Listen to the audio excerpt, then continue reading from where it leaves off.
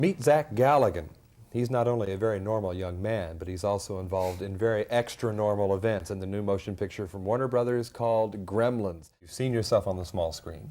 Now you've seen yourself on the big screen. What's the difference in impact for you now as a viewer, not just as an actor? On the small screen, I would say I was glad that the first stuff I did was for television, because in the beginning I had a tendency to do too much, and I was kind of overacting in a way. I hadn't really learned the subtleties of the lens, what it's like to act, to try and get an intimacy between you and the lens.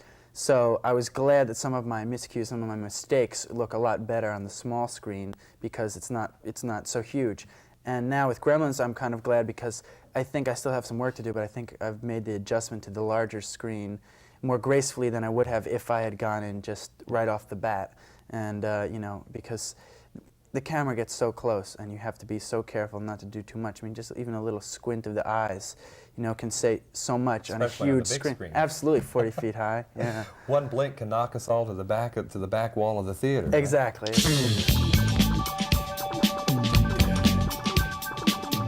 My next guest helped bring some ornery little critters called Gremlins into this world. Yes, soon a new batch will arrive in Gremlins 2. To give us some idea as to just what to expect, please welcome Zach Galligan.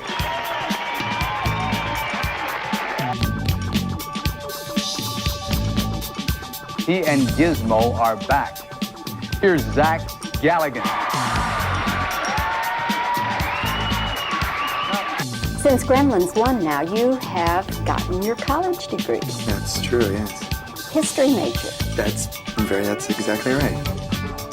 Every lunchbox that you got in the 80s came with a thermos like this. I know because my mom went out and got one. She would never use the lunchbox because she was a 40-year-old woman, or mid-40-year-old woman, but she's an avid coffee drinker and she would use the thermos everywhere. And people would say, "Why do you have the thermos of a 10-year-old? And she would say, "Well, my son happens to be the star of the picture."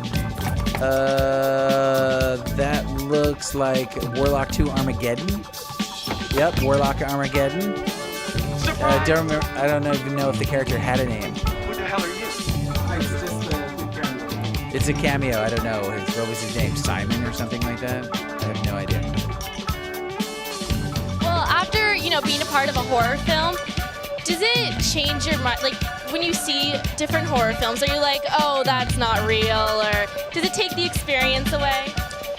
It's funny you should say that because I'm very fond of saying that I haven't really seen a movie since 1981. That was when I did my first thing in front of a camera. Ever since then, I've seen a collection of shots edited together with beautiful music.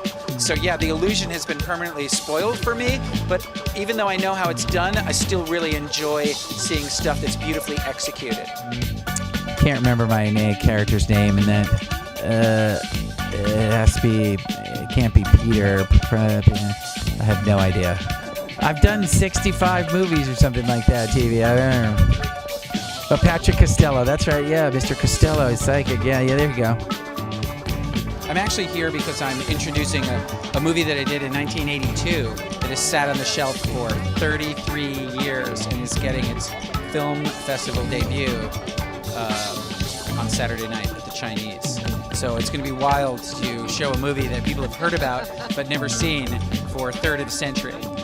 That's Adam Beckett from Nothing Lasts Forever.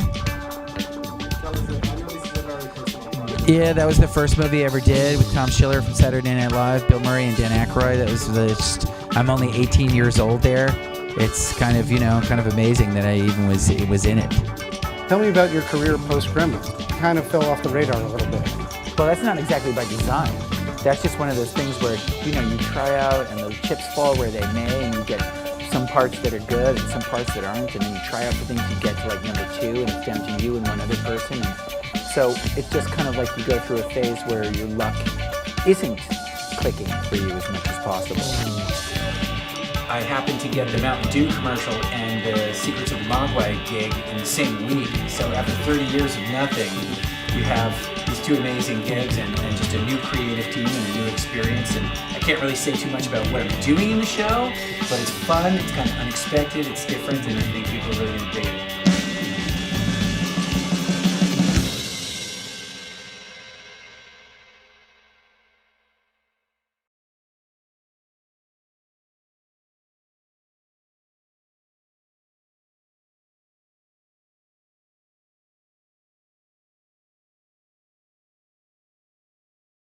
I pray to God, the Buddha, James Joyce, Ramakrishna, and Jesus the Christ that I will become an artist, no matter what.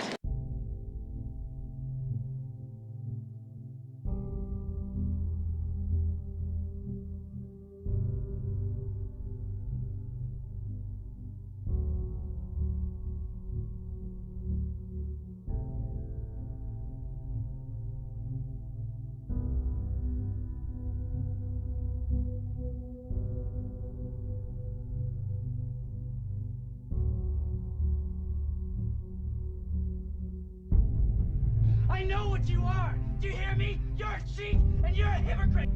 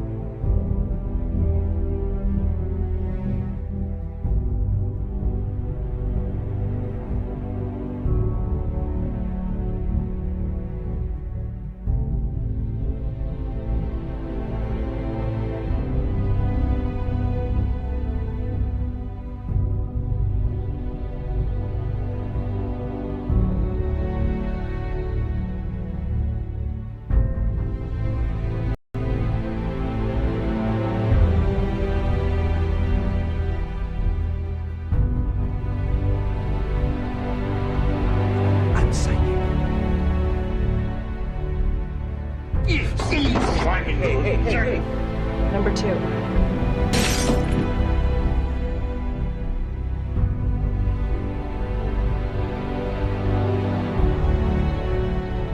You ain't seen nothing yet.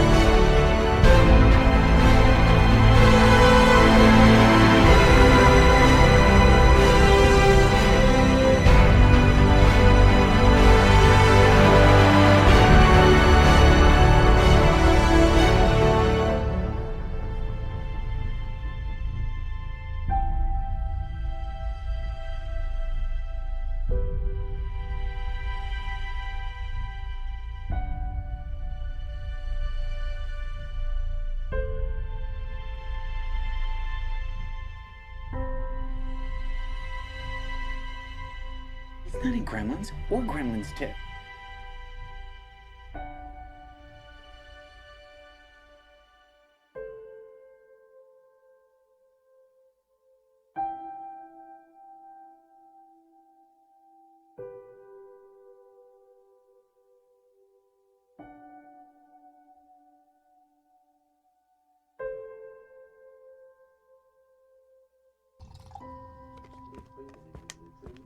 Is to another spooky year.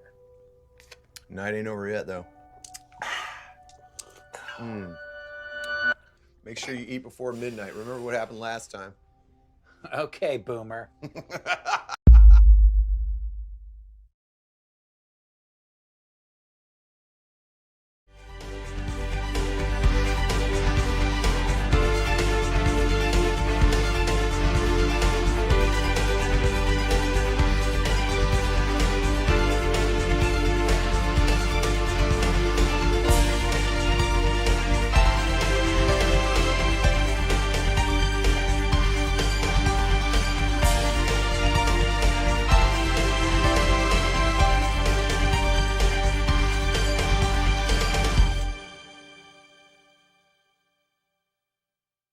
What has it meant to you to be a part of introducing the Gremlins verse to a whole new generation?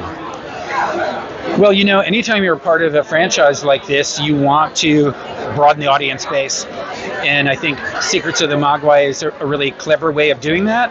It's essentially taking the 0 to 15 demographic and showing them the mythology, the rules, everything. And so it's a beautiful way to introduce people to the franchise and to broaden the base. Mm-hmm. It's one of those things you always hear whispers about. Will we ever see another live-action Gremlins movie? What is your opinion on this? Do you think it'll ever happen? I do. I think I can't really figure out why Warner Brothers would do 2 seasons, not 1, 2 seasons of the animated series, spend a lot of money on it, unless there was some kind of end game. And usually the end game for a huge studio like Warner Brothers Discovery is a live-action film. Yeah. Live-action film is always where you're going to make the most money. Super Mario Brothers just kind of disproved that. But other than that, step into the role. Yeah, that's kind of like a one in a very rare thing to make 1.4 billion like Super Mario Brothers did worldwide. Yeah. But yeah, I think the end game probably, I'm hoping, will be a third film. I don't think it'll be a reboot though, because I'm pretty sure Chris Columbus has nixed that idea and he owns part of the rights. So, yeah. Well, I remember you telling me you email a lot with Joe Dante. Yes. Do you know how he feels about it? Could you see him involved in it? I really don't know. I know he was hard at work on season 2 of Secrets of the Mogwai, so I don't even know if that's crossed his desk. You'd have to ask him if he comes today. Yeah. Yeah, I don't know. Okay, cool. Well, I appreciate your time as always. Thanks a lot.